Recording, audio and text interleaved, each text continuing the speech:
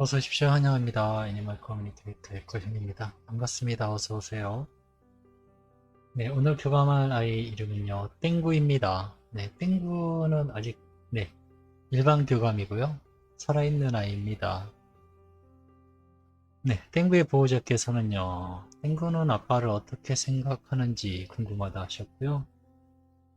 8월에 이사, 네, 지금 8월이죠? 이제 뭐 8월 초긴 한데, 언제 이사 가시는지는 모르겠지만, 8월에 이사를 갈 건데, 너무 놀라지 말라고 좋은 곳으로 가니까 좋아했으면 좋겠다고 이렇게 남겨주셨습니다. 첫 번째 질문이요. 어떻게 생각해? 라는 게 굉장히 범위가 넓어요, 사실은. 아빠를 어떻게 생각해? 그러면요. 제가 여러분이 한번 그 질문을 들었다고 한번 생각해 보세요. 굉장히 애매하지 않나요? 무언가 이렇게 초점이 없어요, 이 질문에는. 이 질문에 초점이 있질 않아요.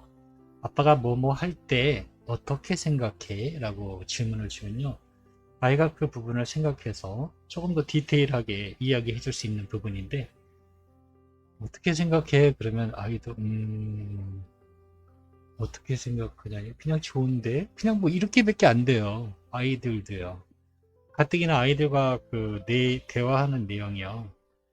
대화하는 방식이 단답형의 짧은 글들이거든요. 그런데 이렇게 범위가 넓은 무한한 범위를 주고 대답을 해달라고 하는. 네. 어떻게 생각해? 좋아, 좋은 사람이야. 여러분도 아마 똑같을 거예요. 질문 받으면. 누군가 상대방이 나를 어떻게 생각해? 그러면, 뭐, 사람 착하고 좋지. 뭐, 인간성도 좋고, 뭐, 사회성도 좋고. 그거 말고 뭐, 더 할 말이 또 있나요? 아이들은 어떨 것 같은가요? 그거보다 더 비슷하거나 그거보다 더 아래일걸요? 아이들은요, 주어진 질문 한도 내에서 대답을 거의가 받거든요. 근데 주어진 질문의 범위가 너무 넓으면요, 아이도 멍해요. 사람도 벌써 멍한데요. 나를 어떻게 생각하니? 그러면, 사람 좋지, 착하고, 선하고, 성실하고, 그리고요, 뭐가 있나요? 아이들은 저 이런 질문 받으면요, 한숨밖에 안 나와요. 아이고야, 이것도 아이한테 어떻게 얘기를 해야 뭔지는 알아요. 어떤 의도인지 아는데요. 아이들도 저랑 똑같은 마음이라서 제가 그래요. 이 영상을 보시는 견주 또 집사님들 혹시 이런 비슷한 질문을 저에게 또 주시면요. 아빠나 엄마가 뭐뭐 하고 있을 때 이렇게 했을 때 어떻게 생각해 들었니? 라고 네, 좀 자세하게 범위를 줄여주세요. 막연하게 어떻게 생각하냐. 정말 답답한 아이 같으면요. 머리로 생각하지 어떻게 생각해? 이렇게 얘기해버리면요. 그 뒤로는 얘기가 안 돼요. 네. 그 대답이 또 틀렸느냐? 그런 것도 아니거든요. 발로 생각하진 않았을 거 아니에요. 정확한 대답이거든요. 중간에서 저만 팔짝팔짝 뛰는 거예요. 아, 이게 아닌데. 이렇게 돼버려요. 질문은, 그래서 제가요. 질문을 정확하게 해주세요. 라고 늘 얘기를 하는 겁니다. 그러면 좀 더 아이들이 하고 싶었던, 여러분께서 듣고 싶었던, 또는 미처 생각지도 못했던 이야기들이 툭툭 튀어나와서 놀랄 때가 있어요. 그래서 질문을 정확하게 해주세요라고 하는 겁니다. 네, 땡구는 아빠를 어떻게 생각하는지, 네, 이제 교감을 나눴고요. 교감하는 내용을 이제 여러분들께 전하도록 하겠습니다. 네, 이사한다 하시고요. 그 이야기도 전했습니다. 자, 땡구를 만나기 위해 여행을 시작하였습니다. 땡구의 이름을 부르면서요, 눈을 탁 떴습니다. 땡구의 엉덩이 등 부분이요. 바로 이렇게 눈앞에 있습니다. 너무 가까이 간 거예요, 제가. 보통은 그래도 한 1, 2m 정도 떨어진 어떤 거리적인 개념이 있었는데요. 지금은 눈을 뜨니까 바로 등 뒤에 땡구의 등 뒤에 이렇게 있었던 거예요. 아주 정말 가까이 있었던 거죠. 그냥 늘 하던 버릇이니까 땡구니 하고 땡구를 불러보니까요. 저를 보자마자요. 그냥 냥냥 펀치를 느닷없이 그냥 빠박! 예, 원투를 날려버립니다. 아이고, 뭐, 순간 저도 진짜처럼 깜짝 놀랐어요. 여러분들이 봤으면 한참 아마 웃었을 겁니다. 네, 느닷없이 자기 이름 부르고 뒤에서 놀라게 했다고, 예, 양양 펀치를 맞았습니다. 네. 미안해, 놀라게 해서, 네. 저도 이 순간은 웃음밖에 안 나오더라고요. 순간 느닷없이 맞아버리니까, 미안해, 놀라게 해서 아빠가 보내서 온 거야, 라고 이야기를 했습니다. 아빠가 왜? 이라고 합니다. 그러면 잠깐 이야기해도 괜찮은 거지? 라고 하니까요. 이미 이야기하고 있잖아. 라고 합니다. 그래, 그러면 본론으로 바로 들어갈게. 아빠는 땡구가 아빠를 어떻게 생각하고 있는지 궁금하다고 물어봐 달라고 부탁하셨어. 라고. 네, 제가 방문한 목적을 전했습니다. 아빠를 어떻게 생각하냐니?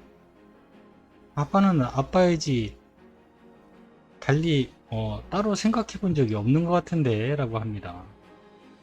그리고요, 나와 함께 있고 나를 보호해주고 가끔 놀아주고 뭐 요 근래 특별히 다를 게 없는데 라고 합니다.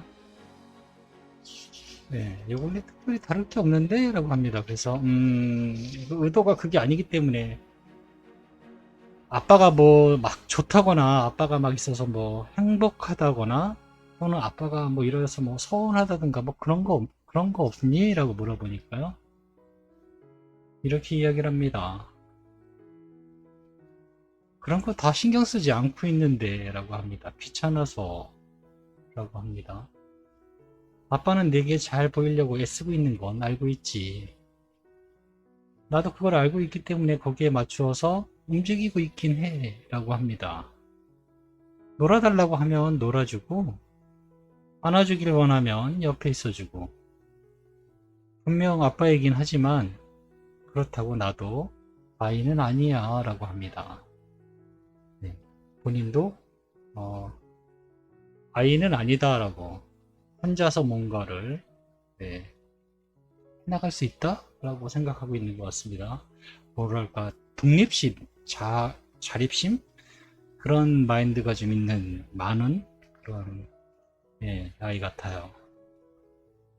8월에 이사를 갈 건데 너무 놀라지 말고 좋은 곳으로 가니까 좋아했으면 좋겠다고 아빠가 전해달라고 부탁하셨어 라고 전했습니다.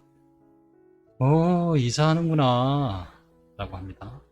나야 뭐 상관은 없어. 여기도 나쁘진 않았는데 더 좋은 곳이라니 조금은 기대가 되네 라고 합니다. 미리 알려줘서 고맙다고 해줘 라고 합니다. 사실 환경이 바뀌는 건 조금 당황스러운 건데 이사 가는구나 라고 저에게 이야기를 하고 있습니다.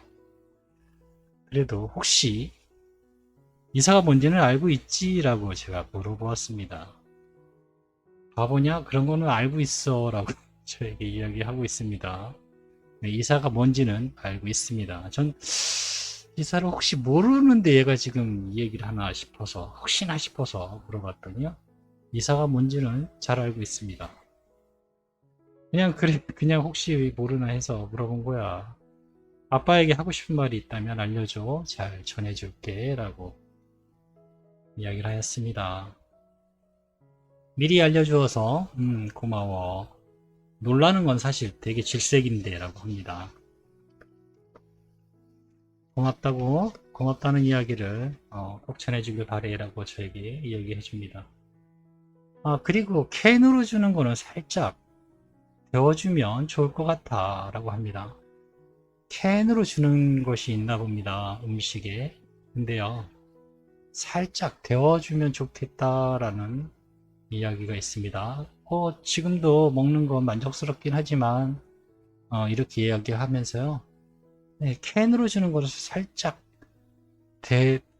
데워주면 좋을 것 같아. 차가운 것보다는 살짝 데워주면 좋을 것 같아. 라고 네, 지금 이야기를 저에게 전해주었습니다. 저는 이렇게 네, 땡구하고 교감을 마쳤습니다. 오랜만에 재밌는 교감이었고요. 또 궁금하신 것이 있으시면요. 네, 또 메일을 남겨주시면 교감을 나눠서 또 전해드리도록 하겠습니다. 오래 기다리셨죠? 2달 이상. 네. 다음에도 네. 좀 빨리 이렇게 좀 회전이 빨리빨리 돼서 한 달에 한 번씩 하면 딱 좋은데, 사이클이 그렇게 되면 좋은데, 워낙 많이 밀려 있어서 너무 그 부분은 너무 정말 죄송합니다. 네, 고맙습니다. 또 메일 보내주세요. 감사합니다.